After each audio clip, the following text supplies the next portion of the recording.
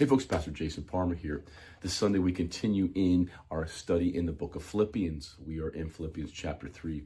And there's one thing I like to ask us as we start thinking about it, and I want you to read through Philippians chapter 3 before Sunday. But are there things in your life that you've accomplished that you're pretty proud of? Maybe it's education, maybe it's a certain job, maybe it's buying a house, whatever it is. What is that one thing in life that you say, I've accomplished this and I feel pretty important?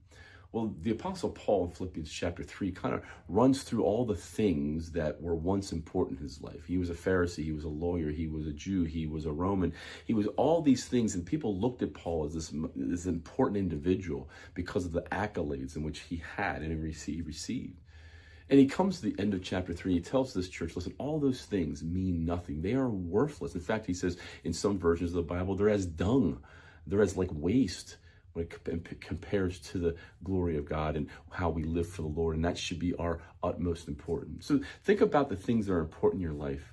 And we need to have this thought, as Paul did, like, none of those things matter for eternity. They're not bad things. We accomplish those things, but we should not be living for those things. And that should not be our identity. Paul says his identity was in Christ. And so come join us this Sunday as we walk through that text to see how Paul viewed his life and the things he accomplished as nothing. But all that matters is what he did for Christ. Hope to see you Sunday. God bless.